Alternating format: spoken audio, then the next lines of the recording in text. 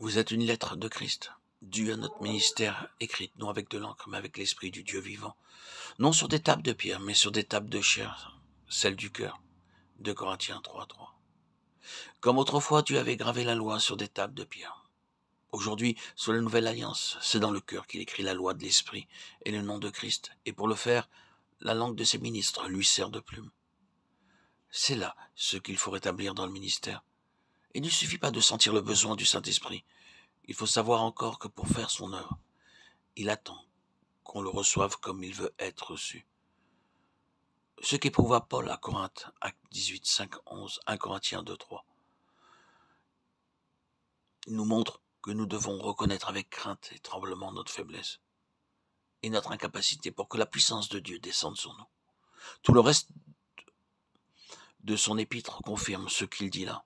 C'est parce que Paul portait toujours en son corps la mort du Seigneur Jésus que la puissance de Christ agissait en lui. 2 Corinthiens 4, 10. L'Esprit de Dieu combat la chair, le monde, le moi. Ce n'est qu'après les avoir terrassés qu'il peut agir. Oh, puisse la langue de chaque ministre recevoir la préparation nécessaire pour que le Saint-Esprit s'en serve comme d'une plume écrivant sous sa dictée. Nous lisons enfin ces mots 3, 6, 7 qui caractérisent bien le ministère de l'Esprit sous la Nouvelle Alliance. L'Esprit vivifie, il donne la vie. Le contraire, la lettre tue, ne doit pas s'entendre seulement de la loi de l'ancienne alliance, mais de toute science qui ne vient pas de la vie de l'Esprit. Nous ne saurions trop insister sur ce que la loi, malgré sa lettre, était spirituelle et sur ce que l'Évangile, quoique spirituel, peut n'être reçu que par sa lettre. L'Évangile peut être prêché avec clarté et fidélité, il peut avoir une influence morale très forte, sans être reçu autrement que par la sagesse humaine et non par la puissance divine. Si l'Église doit crier à Dieu en faveur de ses pasteurs et des étudiants en théologie, c'est surtout pour le prier de rétablir le ministère de l'Esprit dans toute sa force.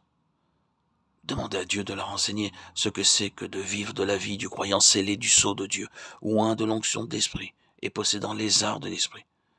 Ce que c'est que de savoir que la lettre tue, ce que c'est que d'avoir la certitude que l'Esprit vivifie, de savoir surtout ce qu'est la vie d'un pasteur quand le ministère de l'Esprit peut agir librement en lui. Après cela, Paul met en parallèle l'ancienne et la nouvelle économie et l'influence sur leurs adeptes. Il montre qu'aussi longtemps que l'esprit est aveuglé, le cœur aussi conserve un voile, et que ce voile n'est ôté qu'au moment où l'on se convertit au Seigneur. Puis il ajoute, or le Seigneur est l'esprit, et là où est l'esprit du Seigneur, là est la liberté.